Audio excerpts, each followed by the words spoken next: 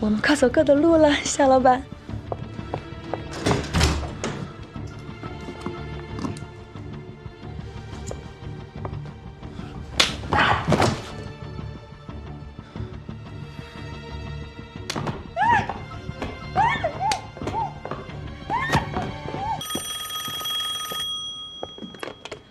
喂，你好，池春堂。少华，是我。白小姐，什么事儿？是我对不起你。我跟夏元已经一刀两断了。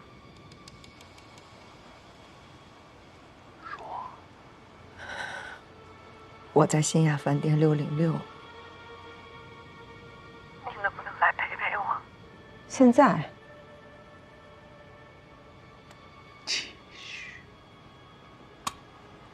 少华，我快死了。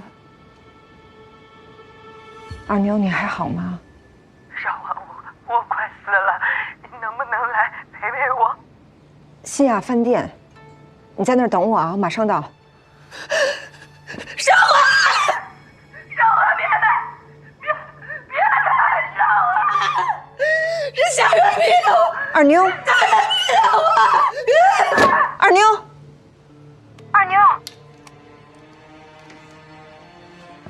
楚小姐，你把二妞怎么了？她现在暂时没事儿。夏元，你到底要干嘛？我就是要跟你谈谈合作的事儿。合作的事儿别想了，不可能的。6点之前，带着万灵丹的配方到新亚饭店606。你来，我就放了二妞。我说了不可能。那你就再也见不到她了。姐，夏元抓了二妞。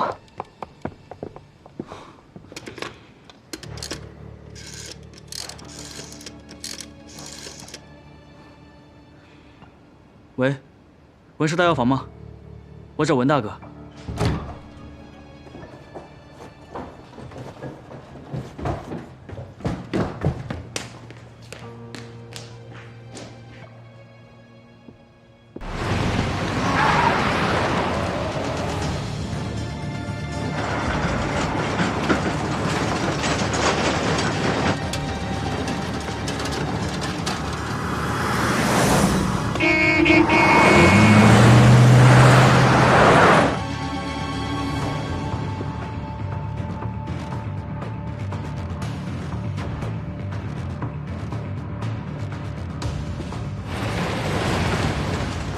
来了，楚少华来了。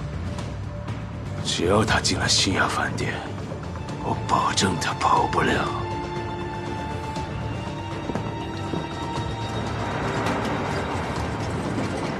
他下车了。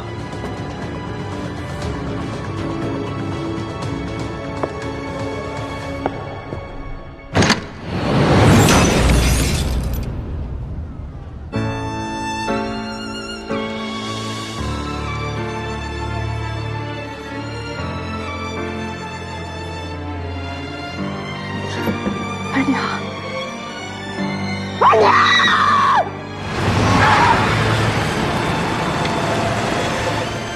少华，少华，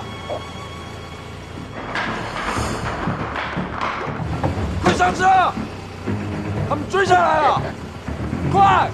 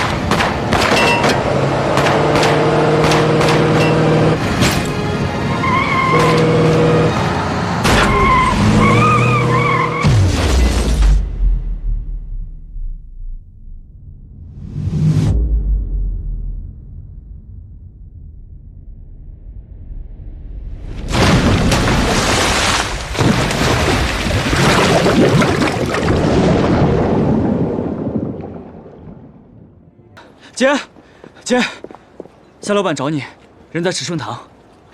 当初，你娘和你嫂子为了救你哥，把池春堂的招牌和万灵丹的配方都转让给我了。这件事情，你应该知晓吧？不对吧？这在我记忆里，他们只是把池春堂的招牌卖给了你，没有万灵丹。是。当初我也只是想要招牌，但你娘跟我说，想把万灵丹的配方作价50大洋一并出给我。我其实并不太想要，但你娘言辞恳切，我一心软，就多付了50大洋，也一块儿买下来了。老高和易大金当时都在场，他们可以作证。我跟娘去那个守元药庄找了那个3掌柜，本想着吧，抬抬价的，结果你猜怎么着？他好像知道咱们家急用钱，死活就给180个大洋。可惜那万灵丹的方子没人买，不然还能给你凑几个钱。那如果这件事是真的，那我娘和我大嫂，为何从来在我面前没有提起过呢？还有我大哥，他把万灵丹的配方传给我的时候，也是一字未提啊。有，从没提过。对。啊。这就是你的家务事了，我无从知晓。又或许，是他们跟你说了，楚小姐忘了。也或许是夏老板一时兴起，杜撰了一段往事。看来楚小姐是不打算认这个账了。这子虚乌有的账，我为何要认呀？没关系，凭证都在。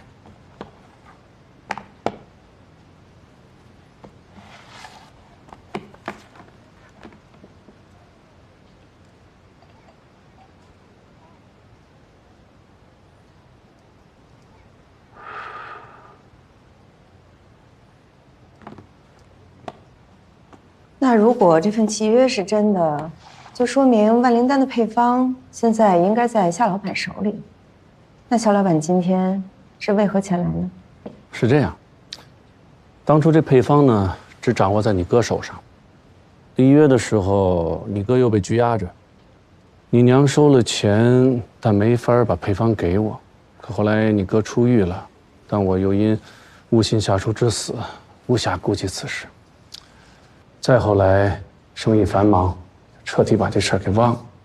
这不前段时间嘛，老高逃难来上海，把守元药庄的一些文件也带了过来，这才想起此事。那这么说，夏老板今日来是为了讨要配方的。虽然说事隔这么多年，但还好，凭据都在。这次来找楚小姐呢，是想把配方交接一下，方显契约精神。夏老板的这份凭证虽然完好，但却很难让我相信。你娘的手印，你都不认？我娘已经去世多年了，这手印的真假根本是无法考据的。好，那你嫂子的手印呢？还有夏老板他老高的手印，以及安格堂雷玉婷的手印，难道还能有假？做一份假的凭证，能有多难呢？你这个女人，哎，红棉，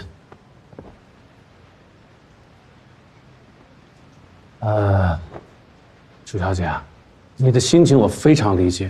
万灵丹能有今天，除了配方神奇之外，更离不开你的努力。你看这样好不好？我愿意让渡万灵丹1半的权益给你，1半哦。我已经拿出最大的诚意了。我也希望看到楚小姐的诚意。我的诚意，我的诚意就是万灵丹是我们楚家的，和你1分钱关系都没有。如果是这样的话，咱们只能法庭见了。悉听尊便。好。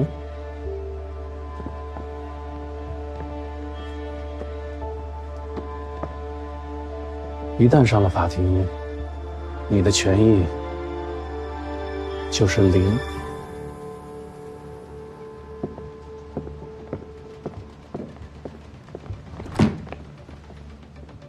行了，见好就收吧，别闹到最后什么都没有了啊！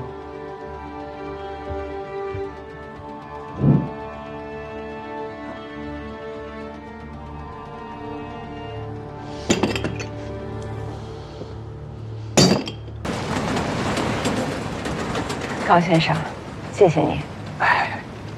我是真的没想到，你能在最关键的时刻站出来，为我仗义执言。其实啊，夏元当年买走赤春堂，手段就很下作。如若这万灵丹再被他撬取好多，那就太没天理了。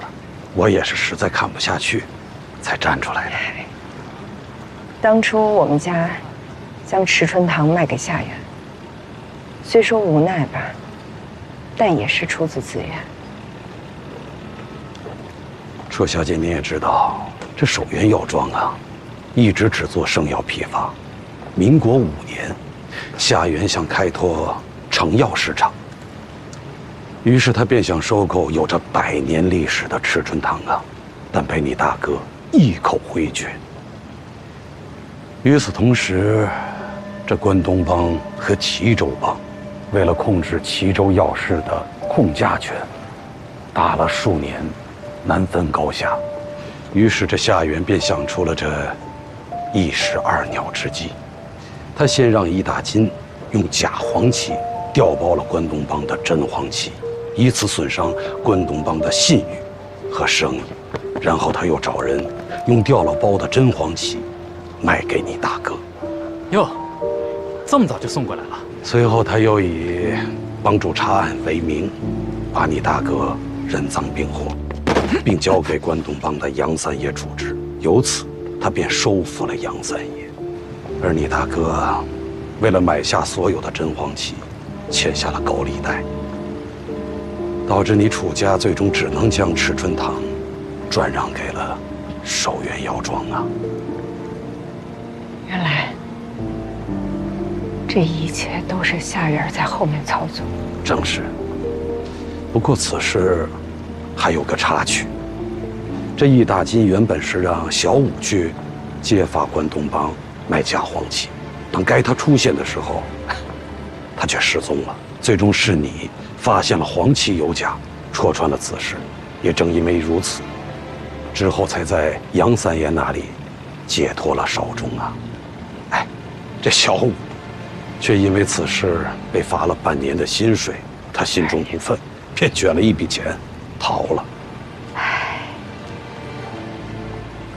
二妞的命运就这样被改变了。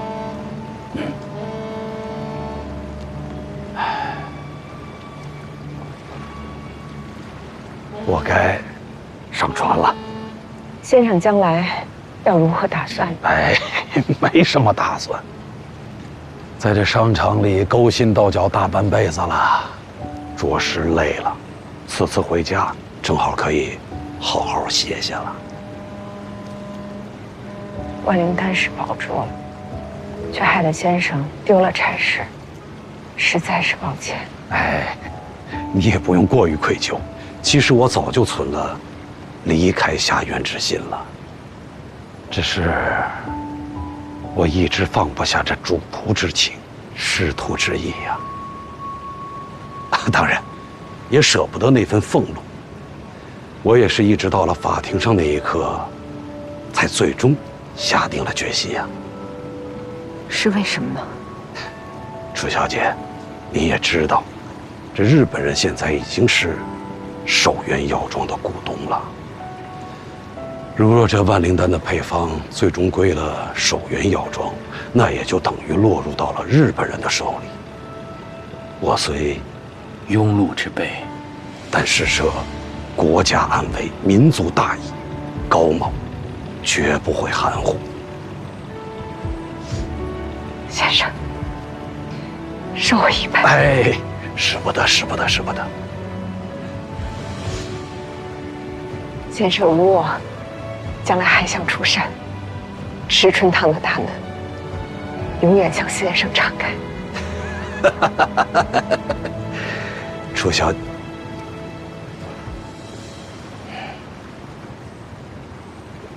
楚老板，咱们后会有期。告辞。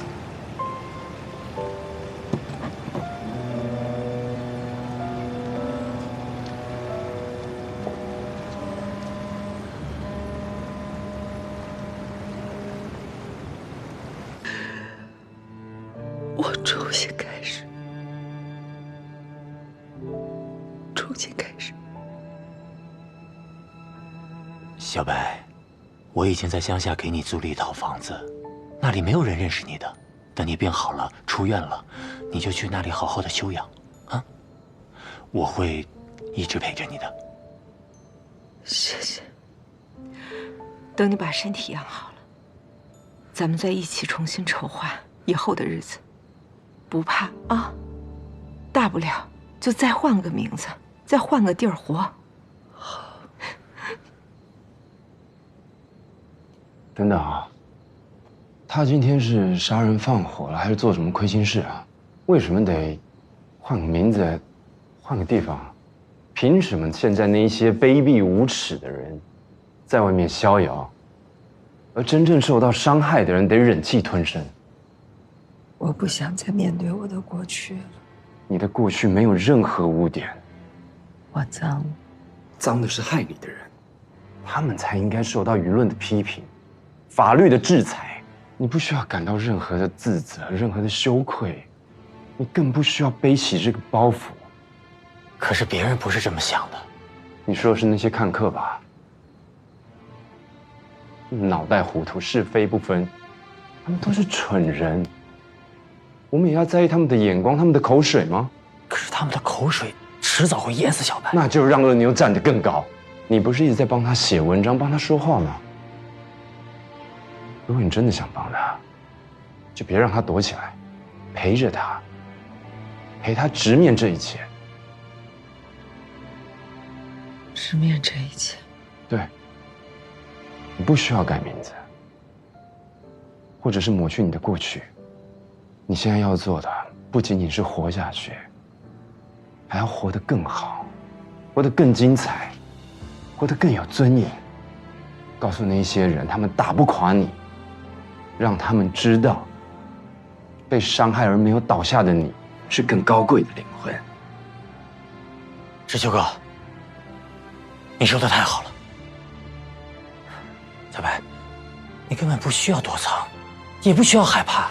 你就应该堂堂正正地站出来，揭露他们的罪恶，让那些人受到该有的惩罚和鞭笞。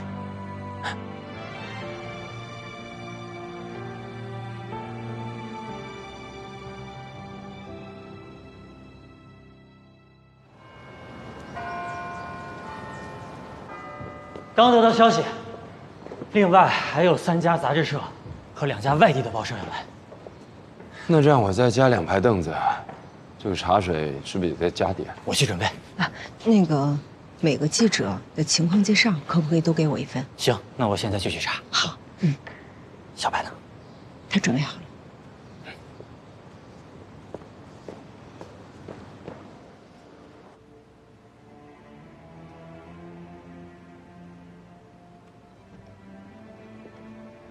韶华，从我生出来一直到现在，我第一次感受到自己强大了，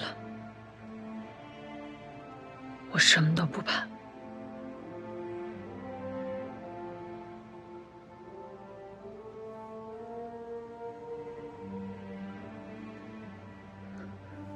是你啊，好久不见。前段时间有些忙，抽不开身。我知道。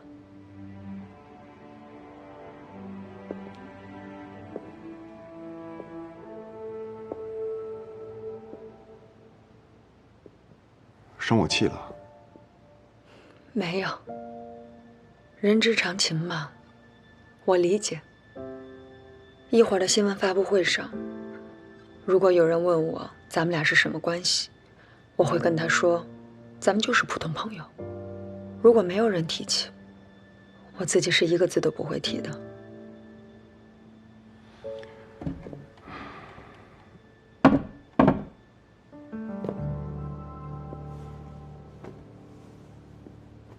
我今天来，就是要以你男朋友的身份，和你一起面对那些记者。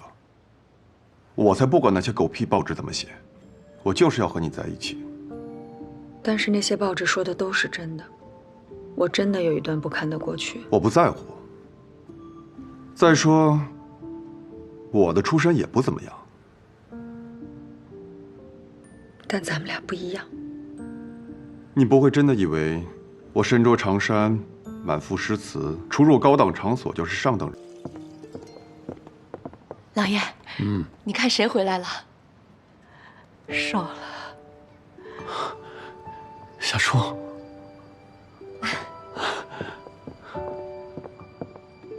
大哥，我回来了。回来好，回来好，回来好啊！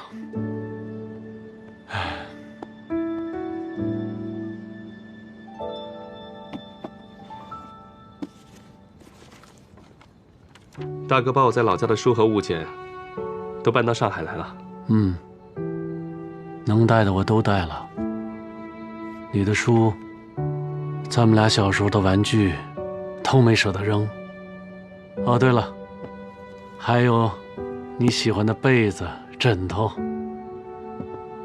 我想你的时候，我就来这儿一个人待待。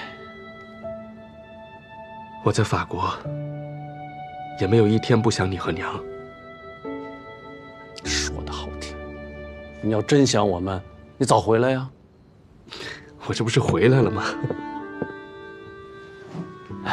还走吗？这次不走了。我应聘了上海大学的教授。上海大学？太好了，那离家不远，上班也方便。但我可能不会在家里边常住，学校给我安排了宿舍。另外，我还有些公事，宿舍那边进进出出比较方便。公事，那都是借口。我跟你说，夏初，你跟我说的那些什么主义啊，那都是虚的。只有家里的生意那是真的。那是因为你没有真正了解过马克思主义。我是不了解，我只知道这个城市上个月还姓卢，这个月姓齐了，这下个月还姓什么还不知道呢。但是黄金依然是黄金，大洋依然是大洋。钱的确能带给人安全感，但是这个世界上还有一些东西是超越金钱的存在。你说说，那是什么？为国为民的大义，救国救民的真理。又来了。哎呀，夏初啊，我以为你去法国留学，它能有点变化呢。我有改变，变得更坚定了。是，我是争不过你啊，也不争了。早点休息吧，啊，哎。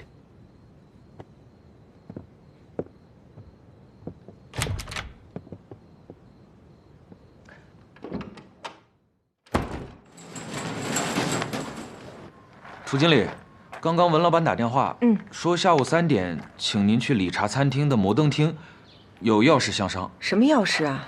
关于公司发展的要事。我这正忙得不可开交呢。他人现在在哪儿啊？啊，不知道，今天一天都没看见他。但文老板打电话特意叮咛，说请您准时，但是也不用早去。哦，好，知道了。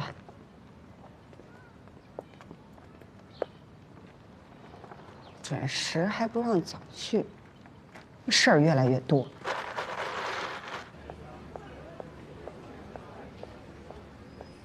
你们那道具师傅的手艺啊，太厉害，完全还原了我所有的想象。你一会儿就打算在这儿表白啊？是啊。你不觉得这儿稍微简单了点吗？你没想在这儿写点字儿，挂点彩？哎，这麻烦啊，轻点，轻点，谢谢。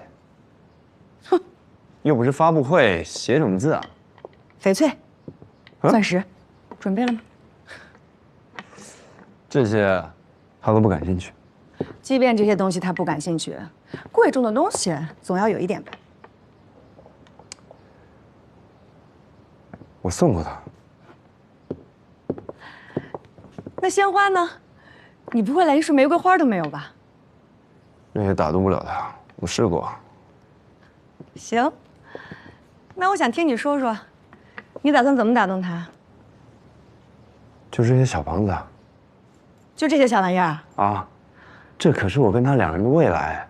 你这些小道具啊，不如来点实在的。如果再加上我文氏大药房的50%股份呢？你的一半身家。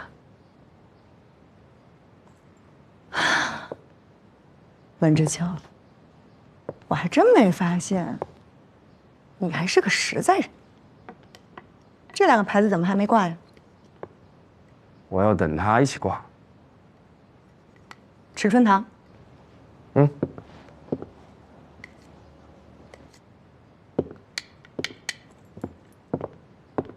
石川堂，我知道这一直是他的梦想，我想在5年内替他达成。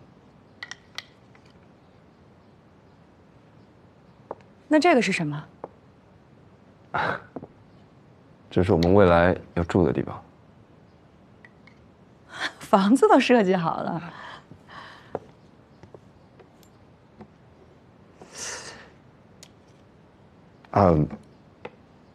那是我其实知道韶华一点的过去，也知道他其实没放下，所以就想告诉他，失去的我们可以一起找回来。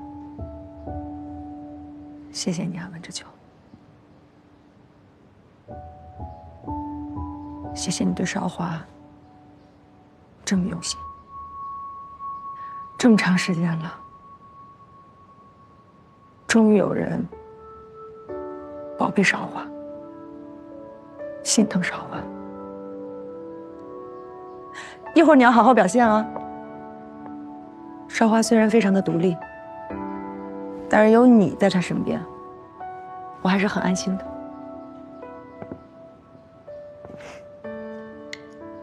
行，知道了。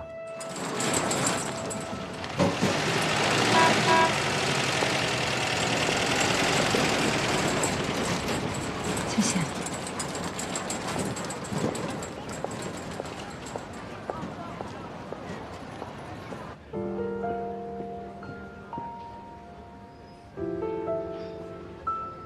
试试看。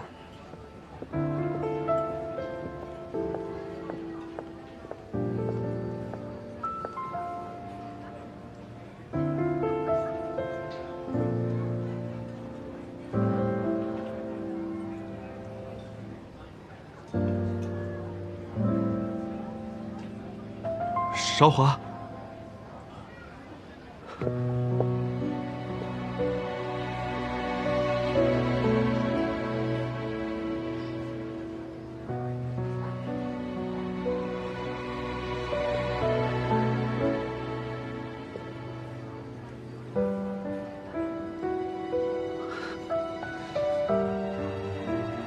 真的是你。是我。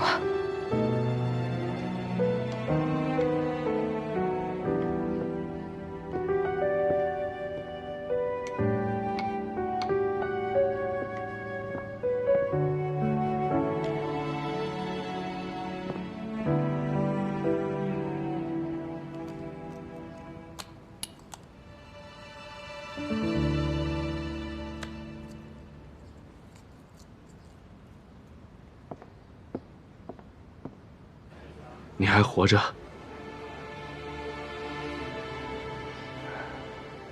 我还活着。着。太好了。你一直以来都好。挺好的。你呢？我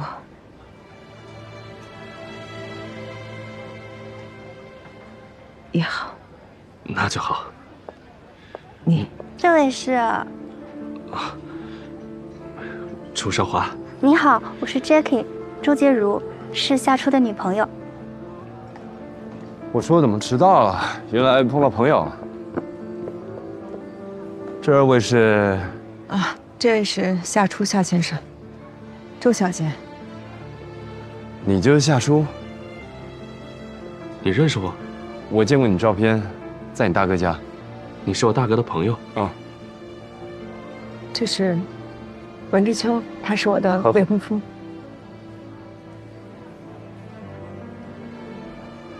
未婚夫。嗯。幸会。幸会。啊，我不知道你们认识。夏先生是我很久之前的朋友。对。我们是老朋友了。感觉跟你上次见面好像上辈子的事儿哈。那我和知秋还有一点事儿，那要不下次再聊？啊，这么久没见面，要不我们喝咖啡？你不是说跟我有什么事儿要聊吗？别耽误时间了。再见啊。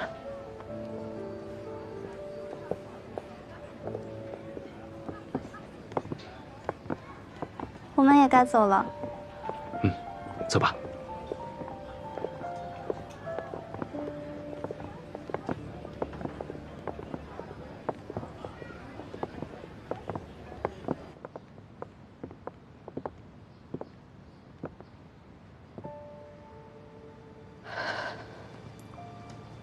你没事吧？没事。还是我们今天就别聊了。我没事呢，我很好，我没问题。你说的是什么未来打算？咱们开始吧。这就我们未来的文氏大药房。这也是上海本店、广州、西安、北京、昆明。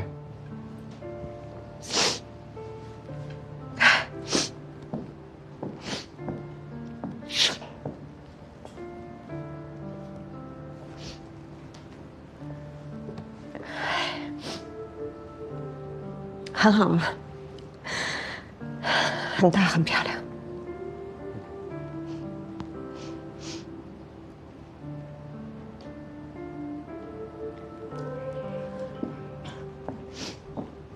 哎，那这两个呢？这个怎么没有挂牌子呀？这两个做错了，想说丢了可惜，先放这吧。完了。嗯，就这样，没了。就这样。嗯。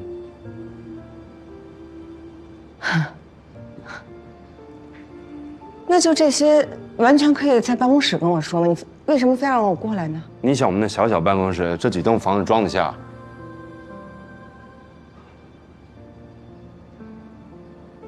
所以你就要在上海最好的这样的一个饭店租了这么一个最贵的展厅，摆这么多的模型，跟我去讲这些。是。我文氏大药房赚钱了，我想烧一把，行吗？可以。哎，还有，我怎么样成你未婚夫啊？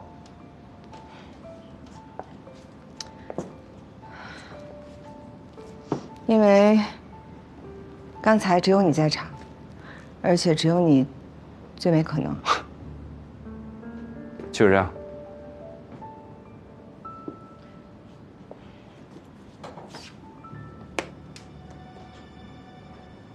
还有，如果以后我再见到他，你能不能继续假扮我的未婚夫啊？